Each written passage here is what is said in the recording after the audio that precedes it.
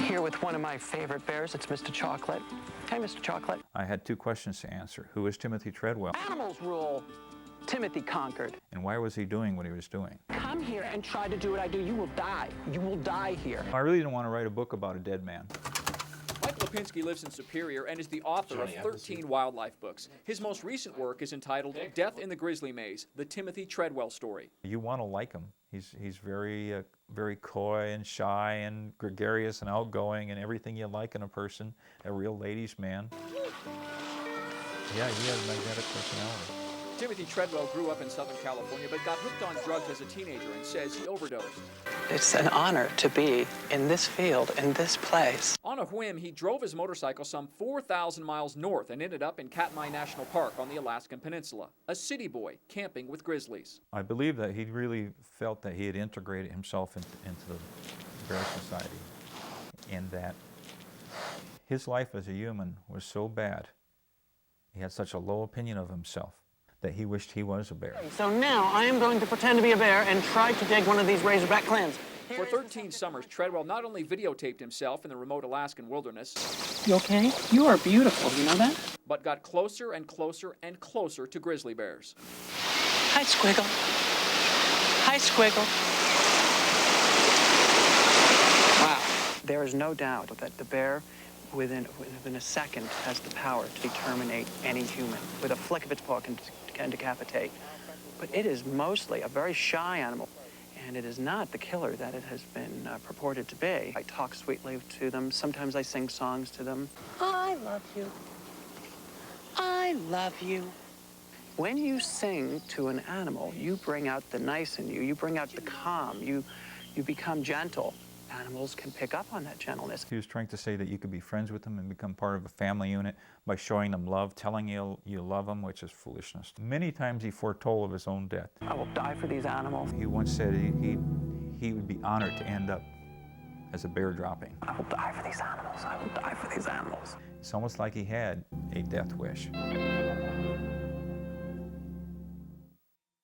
Uh-oh, he's coming right at me. Okay, got a small problem here. Intentionally face-to-face with massive Alaskan brown bears, Timothy Treadwell seemingly dodged death time and time again. He just wanted to make sure to see what I was and if I was a competitor anyway. If people don't stop you from doing things that are wrong, you actually can start believing it. I am one of them and just belong. Mm-hmm. And they know I'm safe and do not compete. Okay. And they need the care. He just was crazy enough that people thought he was a genius. Other encounters showed Treadwell was not as welcome as he thought. Well, what you just saw is something I hate to do, and that is to discipline a bear. But I think my life depended on it. I think that bear was going to come in and destroy this tent, and me with it. Everything seems to be cool right now. That is, until the summer of 2003, when he invited new girlfriend Amy Huguenard to visit him. They would never be seen alive again. Pilot Willie Bolton arrived to pick them up on October 6th, but they weren't there. Pretty nasty looking bear that I had seen here before is just sneaking slow with his head down. Just the meanest looking thing, you know, coming through the brush. And so I jumped on the airplane real quick and untied it and took off, turned around, flew over camp there. Just looked down and saw a human rib cage, you know, that I knew had to be either Tim or Amy laying there. And every time I would come over, he'd just start eating faster and faster and crouch over this rib cage. No one knows exactly what happened, but park rangers found Treadwell's camera with the lens cap still on, and 6 minutes of tape that revealed the horrifying final moments of their lives. It's probably the worst thing I've listened to in my career. And I heard shouts. Amy was shouting. Timothy was moaning, growling, and trying to speak. He called Amy, come out here and hit this bear over the head with a frying pan. It's killing me. The level of her screams, the intensity of the screams increased, and then the tape stopped. He called the woman who trusted him out to her death. Also dead, 2 threatening bears, shot to death by rangers, including this one, found with Treadwell's remains in its stomach. You're supposed to protect them, but his actions got them killed. So after 13 summers among the grizzlies, Timothy Treadwell's life of irony comes to an end. I want to stress to all people to give brown grizzly bears as much room as possible. And in fact, if people do mimic what I do, I think people would get hurt.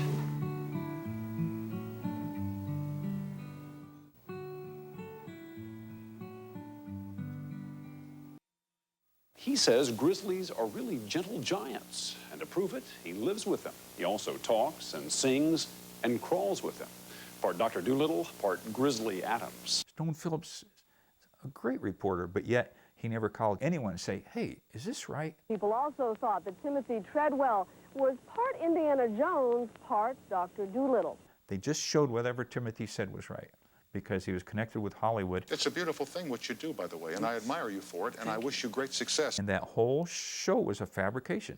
None of it was biological accuracy. Timothy Treadwell used his camera to capture incredible video images. Oh, he's a big bear. He's a big bear. A very big bear. Wow. But his on-camera behavior both raised eyebrows and built his reputation. He got recognition, and people were giving him accolades and telling him what a fantastic person he was and a bear whisperer, and after a while he started really believing it. So did others, like the Hollywood crowd, which funded his expeditions and publicized his way of life. It's so funny to me. Timothy just said he's nervous.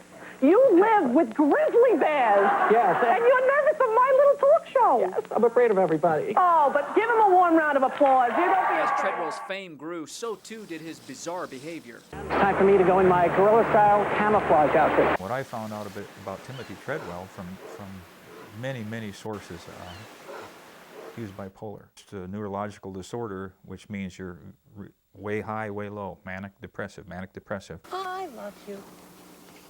I love you. We need more rain! Melissa is eating her babies. I certainly can't seem to stay calm in a city more in the rest of my life, but I stay pretty 007 James Bond cool out here. I do say so myself. A person who gets treatment, medical treatment for bipolar disorder, you can't tell any difference, they're just fine. But if you don't have it, you tend to be grandiose and create your own reality. He got medical help and he got pills, but he wouldn't take them. My biggest duty is to watch over them about poachers. Really? Yeah. People will try to kill them either for a trophy, for a thrill kill, which is very sad, really bums me out. The fact is, there hasn't been any poaching in Katmai National Park for more than 2 decades. I came here and protected the animals as best I could. In fact, I'm the only protection for these animals out here. Everything he said in public seemed to be untrue. In Yellowstone, they're trying to delist the bear right now. Really? Yes, and they're going to, as soon as it's delisted from the threatened list, they're going to begin a sport hunt, just a thrill kill. Timothy Treadwell's legacy, in my opinion, is that he was a flawed person who needed help. Come here and try to do what I do. You will die. You will die here. He was a madman. Everybody thought the madness was genius, and he went along for the ride with it. Timothy, I'm getting a bad feeling about you. The greatest tragedy of the Timothy Treadwell story is that he could have done a lot of good. I will die for these animals. I will die for these animals. I will die for these animals.